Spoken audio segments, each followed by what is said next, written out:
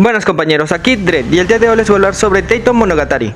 No confundir con las obras del mismo nombre, debido a que Monogatari se puede significar cuento o relato. En fin, la traducción que se le da también a esta serie vendría siendo Tokyo Megalopolis o Doomed Megalopolis. Es una serie de ovas que está basada en las novelas del mismo nombre, en japonés me refiero, que es un total de 12. Las ovas son un total de 4 que solamente engloban los primeros 4 volúmenes. De misma forma estoy hablando de una obra bastante legendaria en Japón porque también ha tenido una adaptación en live action, pero justamente antes de la adaptación al anime. En este caso vamos a ver esta obra y les puedo decir de antemano de que es una de las mejores que me he visto, así que de forma muy merecida les recomiendo que se la vean tan siquiera una vez. De todas maneras son 4 ovas, no hay ningún problema. Si pueden verse las novelas y logran encontrar una traducción en el español, pues bienvenido sea y qué suerte tiene. Pero en fin, antes de comenzar con este video les pido por favor que se suscriban y den like a este canal, que es una forma de agradecimiento para mí como creador de contenido. También les pido que le den click a la campanita, de esa manera el algoritmo se avise que se sube un video. De todas maneras les informo que subo un video cada domingo, lunes y un short los martes, así que con todo ya dicho vamos a comenzar. Taito Monogatari es una serie de novelas creadas por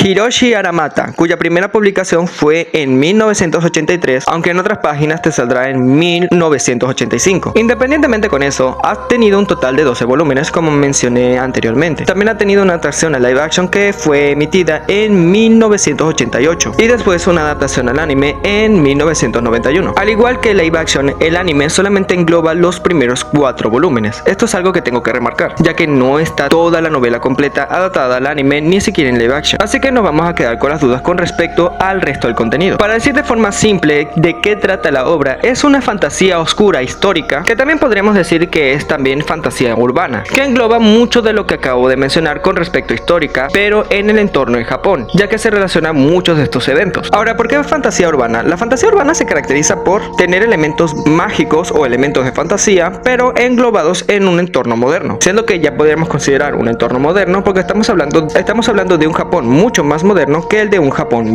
feudal o más antiguo. De todas maneras todavía tiene muchos de estos elementos, debido a que se manejan muchos estos conceptos de magia que se utilizan mucho en Asia, con eso de sus conceptos mágicos o espirituales, que también involucran un poco de los conceptos mágicos espirituales, valga la redundancia, de China. Ahora bien, ¿de qué trata Tokyo Megalopolis? Pues es mucho más complejo. La serie nos data con su protagonista, que podríamos considerar el antihéroe o protagonista antagónico de nombre Kato Yasunori. Este personaje tiene el objetivo de destruir Tokio. Ahora tiene la potestad de ser el protagonista porque todos los elementos giran en torno a él y el resto de personajes parecen secundarios ante su figura. Y bueno, se puede decir que gran parte de la narrativa depende de este personaje, así que sí, él es exactamente el personaje principal. Ahora, ¿por qué quiere destruir Tokio? De cierta manera, por órdenes del imperio japonés, este había cometido actos terribles, así que en vista de eso busca venganza, pero destruyendo a todo Tokio. Irónicamente también podría terminar acabando con la vida de inocentes, lo que refuerza mucho de lo que he dicho con respecto a la figura de los antihéroes, que no necesariamente tienen que ser buenas personas, y Kato lo ejemplifica perfectamente. Pero en fin, lo que quiere Kato es despertar a una especie de deidad de nombre Taira no Masukado para poder destruir Japón. Esto es su objetivo en las primeras 2 ovas. Él está interesado en una chica llamada Yukari Tatsumiya debido a que tiene un gran poder espiritual. Ella corresponde a una familia de 2, siendo ella y su hermano mayor Yoichi Tatsumiya, que como personaje termina siendo una figura bastante despreciable a medida que vas viendo la serie, ya que termina siendo un personaje bastante antipático que termina empeorando más las cosas y no se involucra en nada en solucionar ninguno de los problemas que terminan causando Kato en todas las ovas. Pero no todo es tan negativo, hay personajes que sí hacen lo correcto, entre ellos Junichi Narutaki, que está enamorado de Yukari, que es un profesor de filosofía, o termina dejando eso más adelante en las ovas. El otro también viene siendo una especie de escritor de nombre Koda Rohan, que también ayuda bastante a los Tatsumiya. Y por último, al menos lo que nos compete en estas 2 ovas, viene siendo Yamasa Hirai, que también es un hechicero, que es el que sirve como contrapeso para la magia oscura de Kato. Pero lamentablemente en las primeras ovas es donde terminan fracasando, y Kato logra cumplir su objetivo de secuestrar a Yukari. El objetivo de Kato con Yukari era inseminarla para de esa manera tener un descendiente que él pueda controlar y poder despertar a la deidad llamada Matsukado. Lo que debido a tal derrota, Hirai termina cometiendo seppuku debido al fracaso que tuvo al tratar de detener a Kato. En este caso, un personaje exclusivo de las ovas, que viene siendo Kamo, lo sucede para poder tratar de detener al personaje de Kato. Pero de cierta manera, el segundo enfrentamiento que ocurre contra Kato es alrededor de 15 años después, debido a que él estaba esperando de que la niña creciera y poder seguir con su plan. En este caso, los protagonistas o los héroes hacen inútilmente todos sus esfuerzos para poder detener a Kato, pero lamentablemente no pueden detenerlo. Todo parece negativo aquí, pero solamente puedo decir de que los planes de Kato no le funcionaron como él quería, debido a que la deidad de nombre Masukado no le obedece y no tiene ninguna intención de destruir Tokio, lo que termina con Kato, aunque sea en esta segunda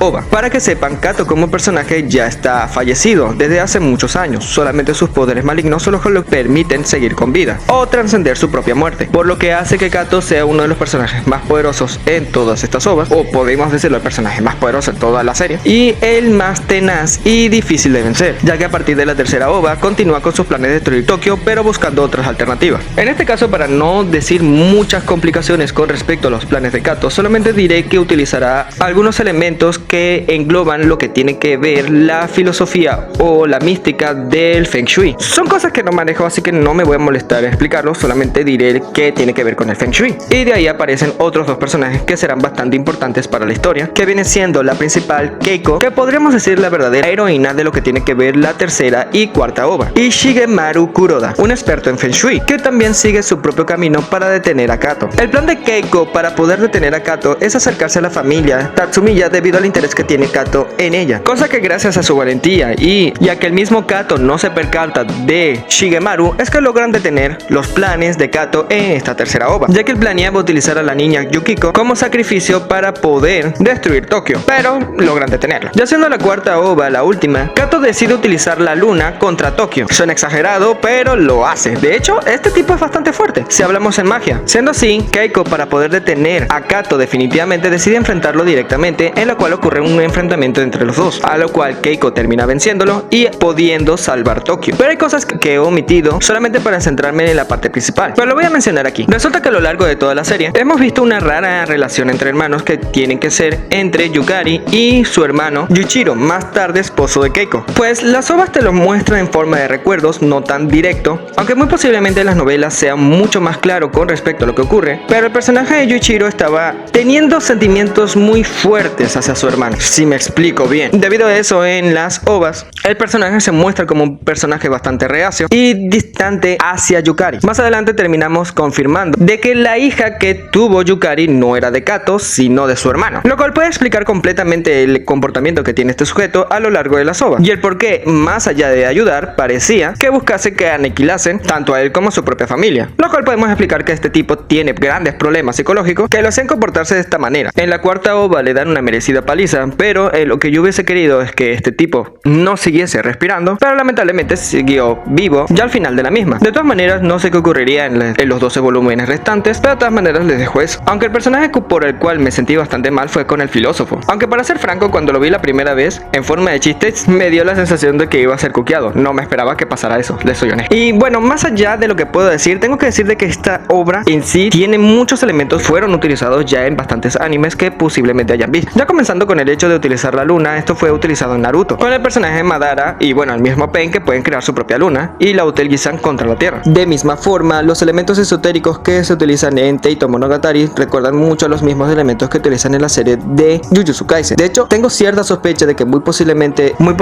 el antagonista Kato pudo haber influenciado un poco en los antagonistas de Jujutsu Kaisen, desde Kenjaku hasta el propio Sukuna. Y vamos a mencionar aquí lo evidente. Y sí, aparentemente el personaje de Kato también influenció en la creación del personaje de Bison o Vega de la serie de juegos de Street Fighter. Aunque Bison está basado en también otro personaje de la serie de Rikyo, podemos decir de que los aspectos más icónicos de Bison, como el uso de sus poderes y su tenacidad junto con sus actos, recuerdan mucho más a Kato. De misma forma, el personaje de Keiko, en mi opinión, también sirvió de influencia para otro personaje de otro juego de peleas poco conocido, pero de ahí no puedo mencionar mucho más. Pero una curiosidad que puedo mencionar como punto extra es que todos estos elementos que tiene esta serie me terminó recordando un poco a Ashley y Lele, debido a que casualmente tienen elementos como el incesto y la brujería pagana o satánica, por decirlo así. No digo que en realidad estén relacionados, pero me parece curioso que tengan estos elementos. Pues esto sería todo lo que puedo mencionar. Digan lo que quieran en los comentarios, los estaré leyendo y puede que les responda. A KidDread no se olvide comentar, suscribirse, seguirme en Instagram y Twitter, compartir este video y dar like. A KidDread, nos vemos.